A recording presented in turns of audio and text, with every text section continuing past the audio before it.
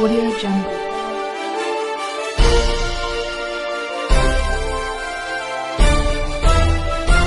Audio Jungle. दोस्तों नमस्कार। Nexon news के खास बुलेटिन में मैं विनय गोयल आपका स्वागत करता हूं। दोस्तों, जिस तरीके से देश में दो जगह पर चुनावी रणनीति और रणभेरियां बच चुकी हैं। पहला हरियाणा प्रदेश है जहां पर भाजपा की सरकार है, दूसरी तरफ जम्मू कश्मीर है जहां पे 10 साल के बाद में चुनाव, विधानसभा के चुनाव हो रहे हैं। दोनों ही जगह भाजपा पूरी तरीके से कमर कसकर उतर चुकी है। प्रधानमंत्री मोदी, शाह और बड़े बड़े जितने भी दिग्गज भाजपा के नेता या मंत्री हैं वो हरियाणा और जम्मू कश्मीर में पार्टी को जिताने की भरसक प्रयास में जुटे पड़े हैं। प्रधानमंत्री मोदी वैसे भी अपने चुनावी प्रचार के लिए विश्वविख्यात हैं। उनके जो आक्रामक शैली होती है उसके तहत वो कांग्रेस को हर चीज़ में घसीटती है। हर चीज़ के लिए जिम्मेदार प्रधानमंत्री केवल कांग्रेस को, राजीव गांधी, इंदिरा गांधी और जवाहरलाल नेहरू को मानते हैं। जिस तरीके से पिछले 10 साल से वो राज कर रहे हैं, उनकी उपलब्धियों को ना गिनाने की बजाय वो कांग्रेस को कोसने का काम करते हैं। हर जगह वो जाकर कांग्रेस के भ्रष्टाचार, कांग्रेस के परिवारवाद को कोसते हैं। और दूसरी तरफ वो जो सबसे बड़ा बयान वो जनता के बीच में देते हैं कि उनकी सरकार सबसे ईमानदार सरकार है, उनके शासनकाल में भ्रष्टाचारियों पर कार्रवाई होती है। वो हमेशा भ्रष्टाचारियों को जेल के पीछे करने का दावा करते हैं। दिलचस्प बात यह है, जब तक विपक्ष में वो नेता रहते हैं तब तक वो दोषी माने जाते हैं, तब तक जांच एजेंसियों के छापे उनके घर और आवास पर पड़ते रहते हैं। जैसा कि महाराष्ट्र में देख सकते हैं, अजीत पवार, छगन भुजबल और जाने कितने ऐसे नेता हैं जो कि जब तक वो दूसरी पार्टी में रहे वो उन पर भ्रष्टाचारी होने का आरोप लगता रहा। यहाँ तक कि पूर्व मुख्यमंत्री देवेंद्र फडणवीस अजीत पवार के बारे में ये कहते थे कि हमारी सरकार आने पर ये जेल के पीछे जाएंगे। और सबसे दिलचस्प बात यह है कि देवेंद्र फडणवीस और अजीत पवार दोनों महाराष्ट्र सरकार में डिप्टी सीएम के रूप में हैं। तो ये होती है राजनीति। कहने की बात कुछ और, कथनी और करनी में कितना अंतर होता है ये महाराष्ट्र में देखा जा सकता है। इसी तरीके से बहुत ऐसे एग्जाम्पल हैं, जैसे कि टीएमसी के पूर्व सांसद और भाजपा में शामिल हुए मुकुल रॉय, जब वो भाजपा में नहीं थे तो वो भ्रष्टाचारी थे, उनके खिलाफ में ईडी सीबीआई की जांच चलती थी। लेकिन जैसे ही उन्होंने टीएमसी छोड़ी और भाजपा ज्वाइन की, वैसे ही उनके ऊपर जितने भी मुकदमे थे बंद तो नहीं हुए, लेकिन उन पर कार्रवाई जो तेज़ी देखी जाती थी वो ख़त्म कर दी जाती है। वही हाल अजीत पवार के साथ किया। जैसे ही डिप्टी सीएम बने उनके खिलाफ में सीबीआई और ईडी ने जांचें बिल्कुल बंद कर दी, केस पर क्लोजर रिपोर्ट लगा दी। यहाँ तक कि एनसीपी के जो प्रफुल्ल पटेल थे, पूर्व केंद्रीय मंत्री, उनके खिलाफ में भी सीबीआई और ईडी ने क्लोजर रिपोर्ट लगाते हुए उनको दोष मुक्त करार दिया। इतना ही नहीं, प्रफुल्ल पटेल की जब्त की हुई संपत्ति भी ईडी और सीबीआई ने रिलीज़ कर दी। तो ये होता है भाजपा की वॉशिंग मशीन में आकर धुल जाना, और जब तक वो भाजपा में नहीं आते हैं तब तक वो दोषी करार दिए जाते हैं। लेकिन जैसे ही भाजपा में ज्वाइन करते हैं वैसे ही पाक दामन हो जाते हैं। इस बात के कई नमूने सामने देखे गए हैं। महाराष्ट्र और झारखंड में इसके बाद चुनाव होने हैं, जहां महाराष्ट्र में भाजपा की हालत बहुत ही ज़्यादा दयनीय है। उनके साथ में जो पार्टियां जिनके सहयोग से महाराष्ट्र सरकार चल रही है, एनसीपी और शिवसेना, जो कि लोकसभा चुनाव में उनको परिणाम देखने को मिलता है कि तीनों ही पार्टी यानी भाजपा, एनसीपी और शिवसेना तीनों का जो प्रदर्शन काफ़ी लचर रहा। सबसे बेहतरीन प्रदर्शन इनमें शिवसेना शिंदे गुट का रहा, जिनको 7 सीटें मिली, और उसके बाद में एनसीपी अजित पवार की पार्टी को 1 सीट मिली। ये जानकर बड़ी हैरानी होती है कि भाजपा ने, जो कि 28 सीट पे चुनाव लड़ी और मात्र 9 सीट पे जीत हासिल की। दिलचस्प बात यह है कि जहाँ जहाँ प्रधानमंत्री मोदी ने रैलियां और जनसभाएं की, वहाँ भाजपा हार गई। मोदी जी का जीवन का एक ही लक्ष्य है, एक विकसित भारत। आज का दिन हमें सब लोगों को संकल्प लेना चाहिए कि हम लोग 2047 बाई 2047 हम भारत को एक विकसित देश बनाएंगे। काल हो जनजातियों का एक प्रतिनिधि मंडल गृह मंत्री जी से मिला, गीता कोडा जी भी थे और उस डेलीगेशन में मैं भी था। काफी अच्छा बातें हुआ। संविधान का अष्टम अनुसूची में वो भाषा को इंक्लूड करने के लिए डिमांड हुआ। गृह मंत्री अमित शाह जी ने बोला कि हम वो भाषा को संवैधानिक मर्यादा देने के लिए जो भी। मेरे भाइयों और बहनों, 2014 में सरकार में आने के बाद आपके इस बेटे ने गरीब कल्याण को अपनी सबसे बड़ी प्राथमिकता बनाया। खुद ही देख लीजिए, अभी जो महंगाई है, कितना कुछ है करने के लिए, गरीबों के लिए भी क्या क्या कुछ करते हैं। ये हमारे झुग्गी का ही देख लो। यहाँ बोला था कि 3024 हम लोगों ने मकान दिए हैं। 3024 मकान में से 1860 घर दिए हैं, बाकी इधर 1250-1300 लोग इधर ही अभी फंसे पड़े। आप देख रहे हो चारों तरफ टूटे फूटे घर है। हर साल महंगाई बढ़ाए जाते हैं। ये अभी 2 महीना भी नहीं हुआ कि दूध का दाम पर लीटर पे बढ़ा दिया। जैसे चीजों का दाम बढ़ाते, काम का भी दाम बढ़ाए। रेट नहीं बढ़ रहा है, मगर महंगाई हर जगह बढ़ रही है। वो बस टीवी में, न्यूज चैनल में देश आगे बढ़ रहा है। हकीकत में जहाँ है वहाँ से और पीछे जा रहा है। मेरे बच्चे पढ़े लिखे हैं, वो बोलता है मम्मी कि देश आगे ही नहीं बढ़ रहा, हमारा देश और 50 साल पीछे चला गया है। झारखंड में जब चुनाव की घोषणा की गई, तभी से बीजेपी और मोदी शाह झारखंड के दूसरी पार्टियों के नेताओं को तोड़ने के उसमें लग गए। ये ऐसा हमेशा देखा गया है कि भाजपा कहीं भी चुनाव लड़ती है तो वहाँ की जो स्थानीय क्षेत्रीय दल होते हैं, उनके नेताओं को अपनी तरफ घसीटने का प्लान बनाते हैं।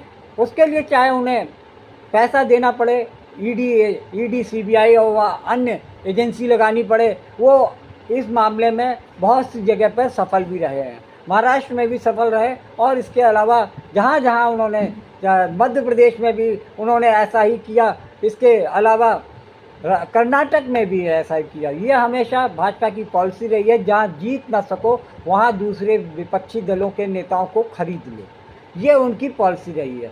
ऐसा ही करते हुए भाजपा ने झारखंड के जो सरकार, जेएमएम की सरकार, यानी कांग्रेस, जेएमएम और राजद की सरकार चल रही थी, वहाँ पर हेमंत सोरेन चीफ मिनिस्टर थे। उनको ईडी ने जब गिरफ्तार करके जेल भेजना चाहा, तो उन्होंने अपनी जगह पर अपनी पार्टी के एक वरिष्ठ नेता चंपाई सोरेन को चीफ मिनिस्टर बना दिया।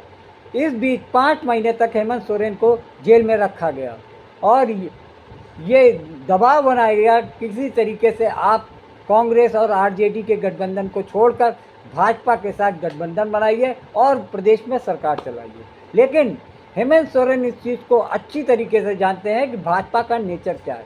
भाजपा गठबंधन करके बाद में पार्टी को तोड़ने के लिए कुख्यात है कि जिस पार्टी के साथ में उसने गठबंधन किया, उसको ही ख़त्म करने की पूरी साजिश रचती है। ऐसा ही करते हुए जब 5 महीने के लिए हेमंत सोरेन को जेल में रखा गया, तो चंपाई सोरेन मुख्यमंत्री के रूप में काम करते रहे। लेकिन जैसे ही हेमंत सोरेन वापस आते हैं और चंपाई सोरेन को इस्तीफा देने के लिए कहते हैं, तब चंपाई सोरेन बागी होकर पार्टी छोड़ने का मन बना लेते हैं और आनाकानी करते हुए पिछले महीने 29 तारीख को भाजपा में शामिल हो जाते हैं। भाजपा ये समझ रही थी कि चंपाई सोरेन अपने इलाके में काफ़ी दबंग और प्रभावी नेता हैं, उनके साथ में आधा दर्जन से ज़्यादा विधायक साथ खड़े होंगे। लेकिन उनके इस योजना को दाग लग गया, यानी उनको वो योजना सफल नहीं हुई। मात्र चंपई सोरेन ही पार्टी छोड़कर भाजपा में शामिल हुए। इसी तरीके से अब जो देखा जा रहा है वो ये है कि किस तरीके से वो अपने नेताओं को, दूसरी पार्टी के नेताओं को एजेंसी का डर दिखाकर, पैसा देकर जिस तरीके से वो अपने पाले में खींचते हैं, इसी तरीके से वो कि ये इनके प्रकार अपनी सत्ता बनाने का भरपूर प्रयास करते हैं। अब नया जो आपको दिलचस्प किस्सा बताने जा रहे हैं वो ये है कि एक ऐसे पूर्व मुख्यमंत्री की, झारखंड के मुख्यमंत्री के बारे में बता रहे हैं जो निर्दलीय होते हुए भी प्रदेश के मुख्यमंत्री बन गए। आपको हैरानी तो हो गई होगी, लेकिन ये सच है कि 2006 से लेकर 2008 तक एक निर्दलीय विधायक मधु कोंडा ने अपने प्रदेश में सरकार बना ली। बात उस समय की है जब मधु कोंडा एक साधारण परिवार से, किसान परिवार से आने वाले किसान के बेटे थे, रसिक कोंडा, जो कि अपने बेटे को राजनीति में लाने के लिए बिल्कुल भी तैयार नहीं थे। लेकिन मधु कोंडा अपने गांव बिरादरी में सबसे ज़्यादा पढ़े लिखे माने जाते थे और वो बहुत ही महत्वाकांक्षी थे। उन्होंने 2000 में भाजपा के टिकट पर चुनाव लड़ा और जीते भी। उसके बाद बाबूलाल मरांडी की सरकार में वो वन मंत्री बनाए गए। इसके बाद कुछ दिनों तक बाबूलाल मरांडी की सरकार गिर गई और उनकी जगह पर अर्जुन मुंडा को सीएम बनाने का मौका मिला और कुछ समय तक तो ठीक ठाक चलता रहा, लेकिन वो अपनी सरकार और उसमें शामिल मंत्रियों और विधायकों को संतुष्ट नहीं कर पाए। इस वजह से अर्जुन मुंडा की भी सरकार गिर गई। लेकिन 5 जो इनके 5 विधायक थे वो निर्दलीय थे, जिनके सहारे पे वो सरकार चल रही थी। इसको लेते हुए मधु कोंडा ने उस समय बाहर से समर्थन दिया और कुछ दिनों बाद अर्जुन मुंडा की भी सरकार गिर गई और इन लोगों ने 5 जो विधायक थे, 5 निर्दलीय विधायक, जैसे मधु कोंडा, कमलेश सिंह, एनोस सिक्का आदि, उनके 5 ये इन लोग का 5G करके एक ग्रुप था, ग्रुप 5, जिनके आधार पर ये सरकारों से अपनी मनमानी कराने का वो लेते थे और सरकार इनके आगे झुकी रहती थी, क्योंकि इन्हीं के बेस पर सरकार चल रही थी। इसके बाद इन 5 निर्दलियों ने मिलकर झारखंड के मुख्यमंत्री के रूप में मधु कोंडा को मुख्यमंत्री बना दिया। मुख्यमंत्री बनने के बाद इन्होंने 2006 में मुख्यमंत्री बने और 2008 तक इन लोगों ने अपने मनमानी से सरकार चलाई। ये भी आरोप लगा कि इन्होंने जो कोयले की खदानों का आवंटन किया, उसमें इन्होंने खूब पैसा कमाते हुए अपने जानकारों को कोयले खदानें अलॉट की। बाद में इनके खिलाफ में भी पुलिस में मुकदमा दर्ज हुआ और ये मालूम चला कि 4000 करोड़ रुपए का स्कैम करते हुए इन सभी ने अच्छा खासा धन संपत्ति जोड़ी।